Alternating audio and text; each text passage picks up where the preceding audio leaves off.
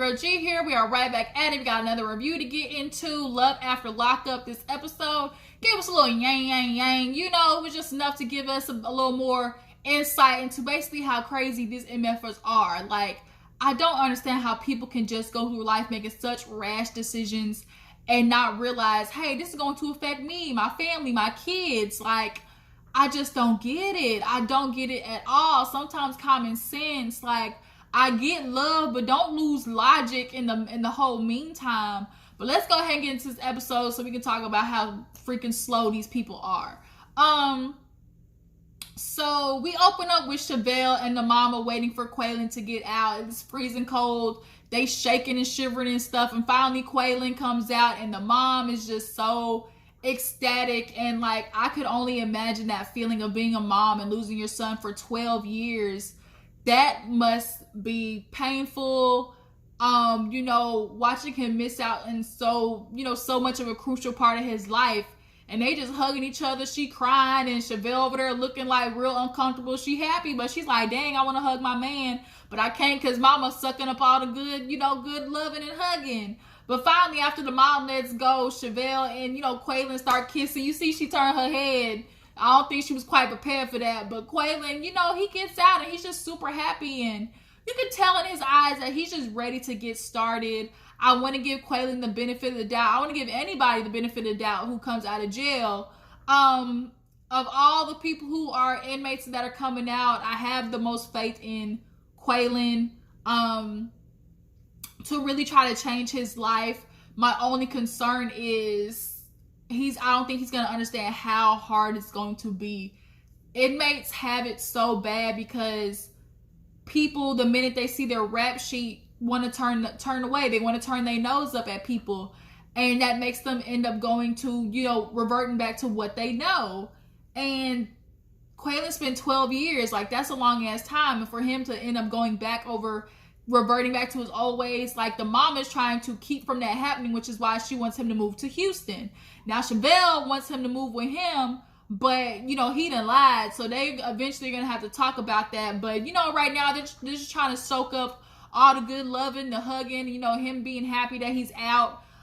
He's like, man, F this prison. He's like, I ain't never coming back. And, I just hope it stays that way. It's just that the stress of bringing on a whole new woman and a child. She already got this baby calling him daddy. I can't stand when women do that too. They so much want to force the relationship that they feel like, oh, if I make my daughter call him daddy or my son call him daddy, that's going to be a connection that's going to basically, force him into, it's almost like pressuring the person into the relationship. Like now you have this responsibility to a child that that has made a connection with you. And I just don't think that's cool. And that's messed up for the child as well, because now you're forcing this relationship. Now you got this baby feeling comfortable enough to call him daddy and look up to him as this, this figure that they don't even know. Like what happens if something messes up and, the person disappears. I don't think Quaylon would take that route, but you never know. Like he's fresh out of prison. So we're just got to see how this plays out. I really hope Quaylon, does the right thing. If he's gonna choose between the mama or Shavel, like that's gonna be a struggle. So moving on, we see Scott at the airport. He's got steak, scrimp, filet mignon, a whole cake, a Hummer limo waiting outside. He did the works, wait for Lindsey to come, and guess who don't even show her ass up? Lindsey. Man, he's sitting there looking over there with his old herpes infected lips. I mean, y'all, what is going on with this man's lip? I keep mentioning every episode, but I just be so confused. Like, did he get stung by some bees? Did he have allergic reaction to shellfish? Like, what is going on? Maybe he need to put some frozen peas on the lips. Maybe that'll help him go down. But Lindsey does not come off that plane. So now he's like, oh shit. Like, he's going around asking, hey, do you see another lady on there? Everybody's like, no, this is the last plane. It's late. And so he ends up calling like the bureau asking, where this inmate is, and they're not giving him any information. Sometimes the bureau can be assholes to inmates and people trying to look for them. But it's like a thing of, okay, if she's supposed to release this, her release date, she's got to be at the halfway house. Like, did she fuck up or did the prison fuck up? Like, somebody got to take responsibility here. So he ends up going outside, the limo dude waiting, and he kind of feels like, this kind of feels like a scam. you know, if she's just kind of been using him for his money so far, he don't show up, like something sounds wrong here. So he ends up calling the mom and the daughter and letting them know, like, Lindsey's not here, and of course they're emotional about it. And you know, he tells them, you know, I'm gonna call them in the morning and we're gonna wait and see, you know, what they say. So he ends up going outside, sitting on the park bench or whatever, eating all that good old meal so it don't go to waste with the limo driver. And I'm like, shit, somebody better eat this food. He done spent all this expensive money on there. So they end up talking about Lindsey. You know, he's like, you know, how long she been in jail. He's like, you know, 4 years, and you know, talk about her age and their relationship. And he's like, are you sure this is not a scam? He's like, well, she's invited me. I mean, she's like invited me to her family. She's introduced me to her mom, her daughter. Like, that'd be one hell of a scam. But deep down, you can tell Scott really is questioning, like, is she in this for me or my money? But part of Scott knows that his money is keeping her around, and so he's going to keep diluting her with gifts and offering up all this, you know, money for clothes and all this stuff, because he's convinced himself that, you know, this is a family that he wants to grow with, and probably because he's old and don't want to be alone. Like, I can't stand old men who get with younger women and know that there's a life ahead for them. Y'all aren't in the same place in life, like, at all. So they use their money to lure them in, and then once they're in, it's like you want to flip the game and be like, oh, do you want me just for my money? Well, nigga, that's all you've been offering her. So when she starts asking for crazy stuff, don't be surprised. And Lindsey's going to be trouble, because the minute she gets out, she's going to look for the next exit. She self-sabotages. She's like, I'm bad at being good. This is going to be a disaster in the freaking making. So moving on, we see Jessica and Maurice. They getting ready in the hotel. He needs to go over to his parole so he can try to get switched over to Las Vegas. He does not want to be in California, Compton, Oakland, or whatever it is. He does not want to be there because it is just a bad environment. And I can appreciate that he's trying to get out of Cali ASA motherfucking P, because he does not want to go back. He's a man with 2 strikes, and they will look for any reason to give him a 3rd one and send him to jail for life. So they drive to the parole office, and he's just praying, like, I hope, you know, everything goes well. He's got proof of his marriage certificate. You know, his wife is there. You know, it's a valid reason for him to leave. So he goes in there, comes back and says, man, they telling me that it's going to take 30 days to file the paper there, and it's going to be 30 days for them to send it back. And he's like, man, they really just don't want you to live. They don't want you to succeed. And they don't. The justice system in this country is so rigged, it's not even funny. They want you to call jail this, you know, rehabilitation, go to jail, serve your time, and that's going to make you teach your lesson. You're going to learn better. But then when you get out of jail, they put you back on probation and claim it's for you, but it's really not. It's for them to have an easy way to stick your ass back in jail. When it comes to the parole officers, they look for any reason for you to mess up so they can put you back in jail. It depends, like he said, it depends on whether my probation officer is gonna be a bitch or not. Like, some are a-holes and some try to be sympathetic to, you know, life situations. But he's just like, man, I can't stand this place. I want to get out of Cali. He's looking at the sign on the street. He's like, dang, that's literally where I got arrested. And he's ready to go, and I can appreciate that. He's like, you know, I got a daughter. You know, I've been doing this thing since I was a teenager. Like, I'm ready for something new. But yeah, it's not going to happen. And what made me laugh was he's like, man, forget this. Like, we going to Las Vegas. And I was like, who going to Las Vegas? Maurice, don't you F this up. I get you trying to, you know, do the right thing. But don't do the wrong thing in order to do the right thing. Because they love checking houses. That random visit and you not there, your ass is in Las Vegas with Jessica. It's gonna be a problem. It's gonna be trouble. Yeah, we can't do that.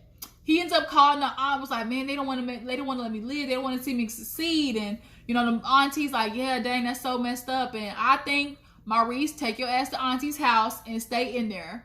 Go outside only to go to the store, to look for a job, or go outside to help fix something, cut the grass with your auntie's house. Don't you turn to them streets. Leave them niggas alone. They come home and say, hey, you know, glad to see you home. You want to go with us to this party to celebrate? No. I'm good right here. Don't let them lure you out there at all. So yeah, he's trying to hurry up and rush to go to Las Vegas. Jessica's like, no, we're not doing it. He said, yeah, we are. Drive. I was like, oh shit, here we go. So moving on, we see John and Kristianna. Here's another one. Ugh, Jesus, take the wheel. John. And I mean this in all sincerity. Fuck you for doing that. Like, you said you've been married 4 times already. And those haven't worked. You might want to try to start doing something differently. It is clear that John is one of those men who uses marriage as a way to try and force a woman into a situation of loving him and being with him. Oh shit, my curls over here looking crazy. Yeah, y'all just ignore the hairdo right now. It's just a lie. I took my braids out and it's too much. But John uses marriage as a way to basically trick the woman into staying with him. That's why I feel like he's using it. But like, you're so selfish. How dare you sit there and try to rush a marriage and rush a wedding when you know she has a halfway house to get to? You're so concerned about trying to prove to yourself that this woman loves you. She's going to jump through hoops to prove that she loves you. She's going to marry me right now, that you're not thinking about how her being late is going to basically take her away from you. Like, how dare you do that to her? This woman who's literally ain't ready to start her life, and she's already got these strikes against her. Like, you had no concern about that? And even the woman was like, are you ready? She's like, I don't know if I can. But I think her thing is, like, what a lot of inmates do is it's like, well, shit, I ain't got no better option. Like, I have nothing else out there for me. So if I got to play along, play nice to have a place over my head and, you know, somewhere to sleep and food to eat and, you know, a place to shower and shit, like, I guess I'm going along with it. And I think that's kind of what she did. They did this whole Native American ritual, and then a back of a pickup truck. Like, you couldn't even find a park to, like, try and get married at, a back of a freaking pickup truck. So they get done with that. Now they already 30 minutes late, so they shoving everything in the back of the truck, and they get to taking that little Ford F-150 down the highway, and they pushing it. Like, it looked like if they go a little 1 mile over 90, that shit gonna fall apart.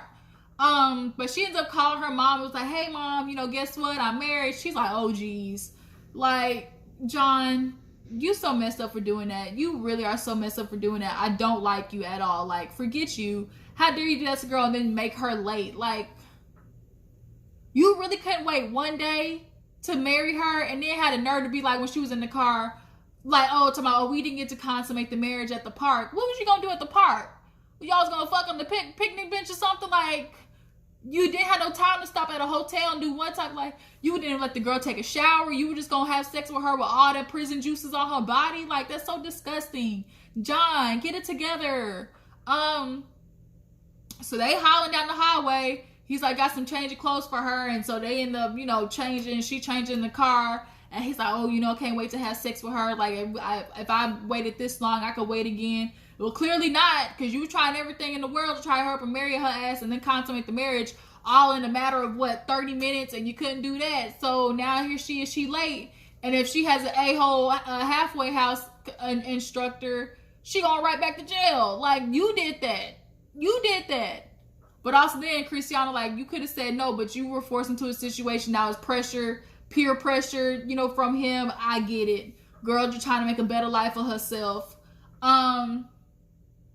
Who else was there? Oh, Tyrice. Tyrice finally is with his fam. You know, they all have like a little, I guess, like little get-together gathering at his, like, cousin's house or the uncle's house or something like that. And he finally tells kids about Chandra. And the son, at first, he killed me talking about, oh, yeah, I just know he with a beautiful black lady. And the uncle kind of looked at him like, nigga, she ain't black. And it was like, oh, she white. He was like, white? I was like, yeah, she white, all right. But she built, you know, white built black, basically. And that's what drew his ass in. You know, it's not, you know, like a lot of black people say, it's not that we racist. It's not that we're not okay with whoever in our family is dating a white person. It's just that we know what comes with that. Like, we know to be with somebody who's not going to ever understand your struggles in this world, like, that's a big deal. And then white women, they get with black men and like fetishize them. Basically, they just with black men because it's against the beaten path. Like, you know, Jessica, for instance, like she got with this nigga like hardcore Compton because 1 is thrilling, 2 is something different, 3, her parents already been telling her they had this idea of her dating this stockbroker or a bank manager, like all that type of stuff. So she's just basically rebelling because she wants something different. And she fetishizes, you know, black men. All she can talk about is sex with Maurice. So like that right there is, you know, like a heads up of obviously clearly how she's thinking. But they're like, man, how old is she? Like, she 28. Man, like, man, she using you. Basically, she a sugar baby looking for a sugar daddy. He like, man, that don't, man, like, y'all ain't gonna sit there and talk about her. Y'all don't know her like that. And they're like, neither do you. But he's convinced, like, okay, if it has to be me and her against the world, like, that's what it's gonna be. But the kids are just concerned, like, he's gonna get used. He's like, man, y'all don't pay no bills. Y'all don't do nothing. Like, this don't concern you. Yeah, dude. Your kids, I don't hate when people do stuff and don't think about how, like, think that it's not going to affect their kids. It absolutely does. Who you date affects your kids, period. Because then what if she don't like your kids? You just gonna be with her and be with a woman who doesn't accept your kids? Like, it affects them. But the son was like, yeah, dad, I mean, if you think you in love, you know, that's who you love, you know, I'm willing to support you. The daughter walked over there like, no. No. What if I don't like her? What you gonna do then? Like, the sister or whatever, the daughter was on it because she's close with her dad. And she's like, you know, looking like you getting used. He's like, do I look like I let him up to use me? I'm not gonna do that. Chandra, the real one, you know, I love her. And, you know, it is what it is. So it's like, Tyrice, all right, we're gonna see. You might have to learn this shit the hard way. But last but not least, we got to get into Shawn, another one. Oh, Lord, Shawn, Jesus, he done lied to Destinie. Destinie already talking about, oh, it's just fun going to Vegas, and you know, it just might be something I do. Man, Destinie gonna ruin this man's life. So basically, he picks her up, and you know, she's on the way to go see her sister and mom, and they come in, they hugging and stuff, and the mom sees, you know, Shawn for the first time, and Destinie's concerned because the mom got a mouth on her. She don't mind speaking her piece. So when she sees him, she just kind of like, you know, he old, like what he want my daughter. If my daughter's 28 years old and he's this, you know, way older than her, he probably might be some perv. He might be some like dude with, you know, weird stuff in his attic. Like, it don't sound right. So they sit down and, you know, she's drinking drinks for the first time. They're talking and everything, catching up, asking them, you know, has it been everything they expected it to be and stuff like that. And like, yeah, you know, we're getting along. It's almost better. You know, they're laughing. The chemistry they so-called claim is still there. So she ends up going to the bathroom, you know, to change clothes. And the sister goes with her. And that gives the mom and Shawn time to talk. Now, the mom immediately starts asking questions like, you know, how is my daughter Destinie? So she's supposed to move to Las Vegas with you. I'm letting you know Destinie's gonna tear your ass up. She's going to eat you up and spit you out. And I absolutely can see where the mom is coming from. Destinie is going to ruin this man. She gonna hurt his feelings. But she's like, you know, Destinie likes to do what she wants to do. Like, how are you gonna control her? And then, you know, she starts asking, like, well, what do we know about you? Like, you're this old man wanting to be my daughter. Like, tell me about you. You know, he was like, oh, you know, I met Destinie online and, you know, never been married. I have 6 kids. She's like, I thought you had 2. And he's like, well, in the beginning, I did tell Destinie I only had 2 because, you know, I didn't know where this was going. So now the mom's feeling like, oh, you lying already? Like, what else are you hiding? You said you had 2 kids. You really got 6. Like, is this going to be a thing for the relationship? You constantly lying? So, while that's happening, the sister's talking to Destinie. And she's like, oh, you know, is he what you expect? You know, is he, you know, are you ready to go to Las Vegas? Is this the thing you want to do?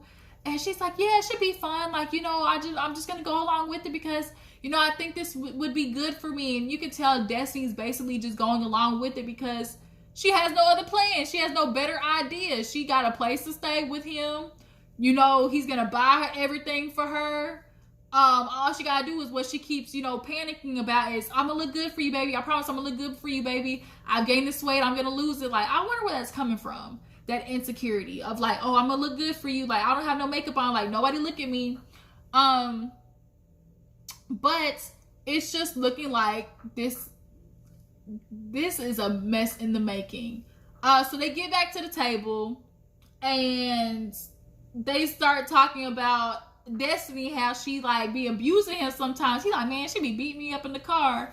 And the mom makes a joke like, oh, that's elderly abuse. And the mom's like, Destiny's like, man, it's not elderly abuse. Like, you gotta be like 50 something, closer to that age, you know, for it to be elderly abuse. And the mom is like, oh, he older or younger than me or something like that. So the sister ends up asking like how old Shawn is. And he's like, you could tell he was hesitating. He was like, oh, I'm 45. And Destiny's like, 45? You told me you were 36. He was like, no, you just assumed I was 36. She was like, no, fool, you told me you was 36, not 45. And he kept trying to play like, oh no, you just assumed. So now she's like, wait a minute. Like, and the mom's over there looking like, lies you tell, Shawn, lies you tell. Shawn straight up lying everything about to that girl because he, I guess, was not trying to chase her off. He basically is like, oh, everybody lonely person in the world. I feel like people who go on and hunt down prison inmates are just lonely and looking for somebody that they know is going to need them. As much as they complain about it, they need somebody who's going to need them. And that basically makes them indebted to fall in love with them. But she was like, you lied about your age. Like, what else you lying about? Like, how many kids you got? And it was like super ironic because shit, he just got talking about that with the mom. So the mom's over there like, well, because he told Destinie that he had 2. And the mom is now aware that he had 6. So now in front of the mom and stuff, she's watching to see if he's going to tell the truth. And so then that's where the episode ends. I think we talked about everybody. Yeah, we talked about everybody. So tell me what you think about these couples. How do you feel about John holding up getting Kristianna to a halfway house for a marriage?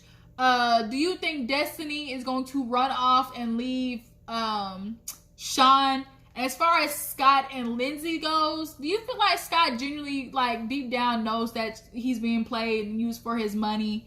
And how long do you give him and Lindsey? I give him and Lindsey I give him about 3 months, you know, officially being monogamous, but she gonna cheat on him, all right? She really will. So is Maurice. All these people, I'm trying to give all of them the benefit of the doubt, but when you've been in jail like that, everybody's been there for long periods of time, so they got some time still to wild out, especially Quaylon and Maurice.